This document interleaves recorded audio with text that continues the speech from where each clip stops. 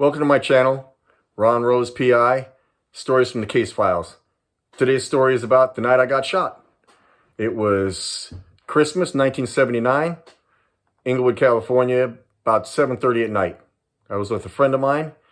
We were on our way to his house. I was going to drop him off, go around the corner. I only lived a couple blocks away, and I had to catch the bus. I had to pull duty at Camp Pendleton at 2400 hours. I was an active duty Marine at the time.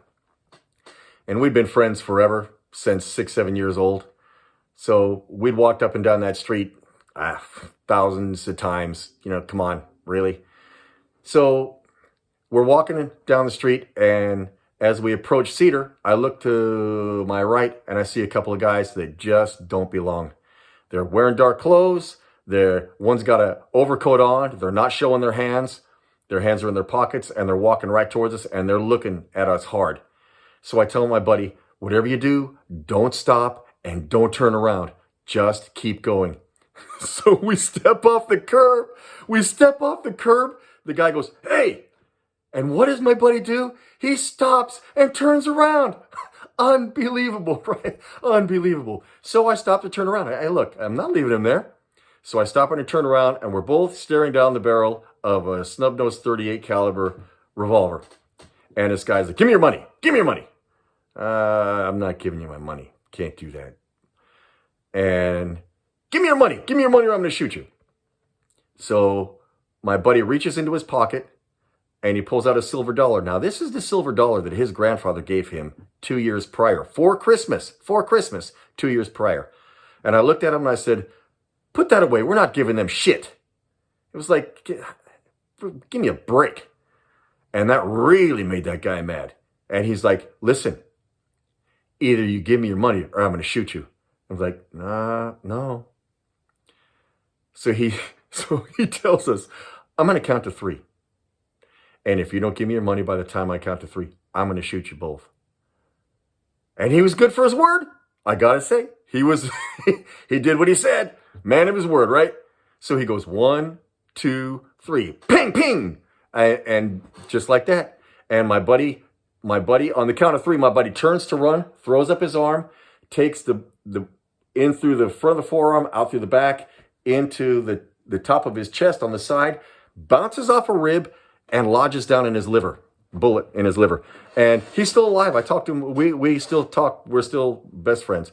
And he still has that bullet in his liver because apparently in 1979, you couldn't operate on the liver. I don't know about today, but then you couldn't operate on the liver.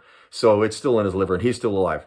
And I'm still alive apparently because I'm doing the video. But I took it right through the right chest. And actually, in that neighborhood, we've talked about this.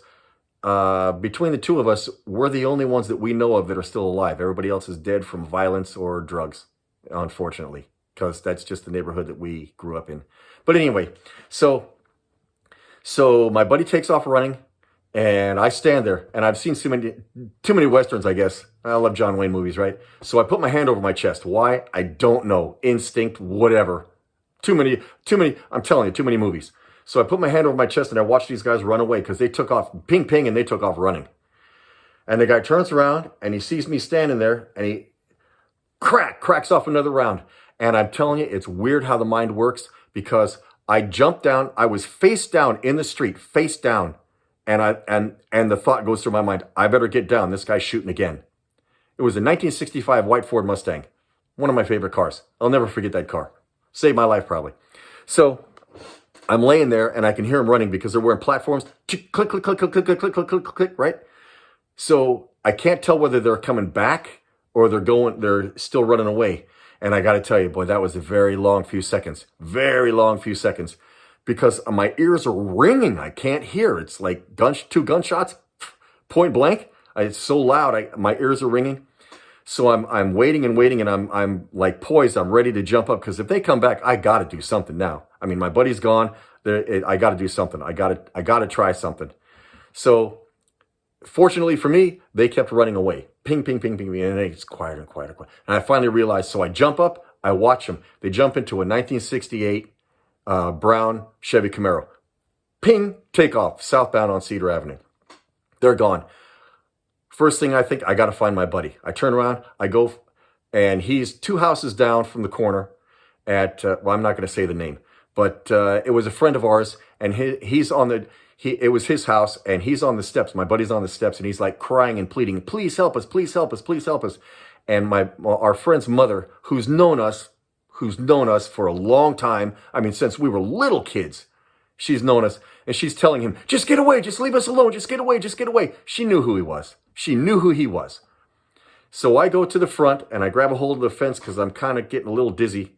And her husband comes to the front, and he was like Mr. Crazy Man, you know, like Mr. I don't know. I think we were kids, and I don't know if he had alcohol problems. I don't know what the problem was, whatever it was. But she always said that he was like Mr. Crazy Man. And he came to the front door, and I remember I was holding the fence, and I was trying to sturdy myself, and I said, Mr. Blank, please call the police and the paramedics. We just got shot. He immediately turns around, goes back. I watched him. He walked to the back of the living room. Remember when we only had one phone in the house? Picks up the phone and dials. Remember the dial phones? Most of you don't even know what a dial phone is, right? Dials, and that's the last thing I remember.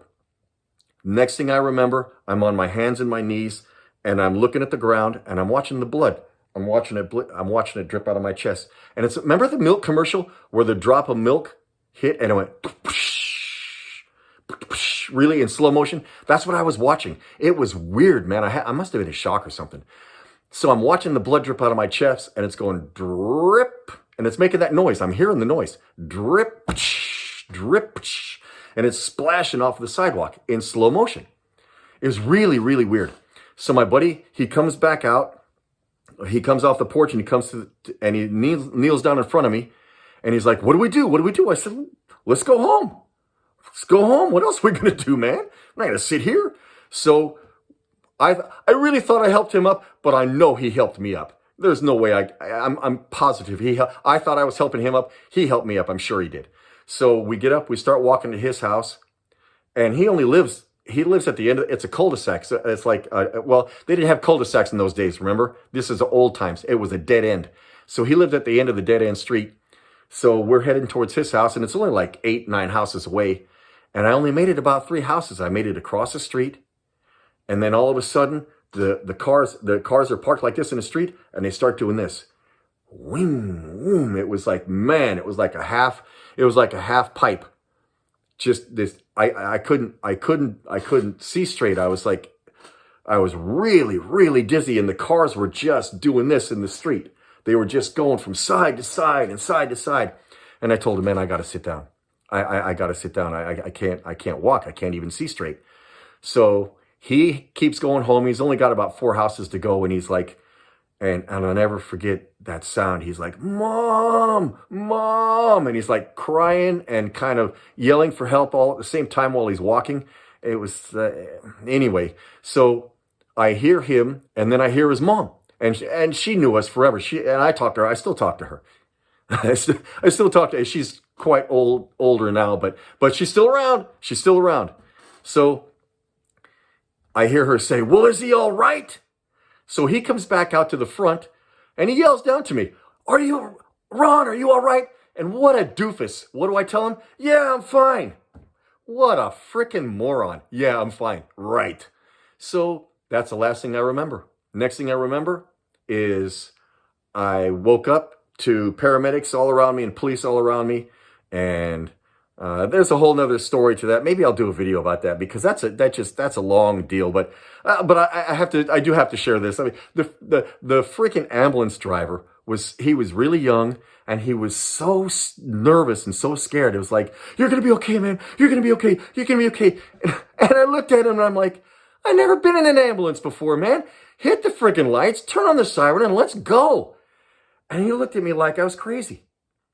Anyway, I got to leave it there, because we're almost at 10 minutes. There's a whole, I mean, you know, I was a pain in the rear end at the hospital. I wouldn't let them take my vest. They wanted to cut my vest off. I wouldn't let them. A whole nother story. Maybe I'll break it down and do another video on that one day. It doesn't even really matter. But the fact is this. I just wanted to share that story, because you know what? To this day, I can't decide whether I was right or wrong, whether I should have given them the money or not. But I only had $6. I give them $6, then what? Then they're mad because I only had $6 and they shoot us anyway? Man, that would have been really hard to live with.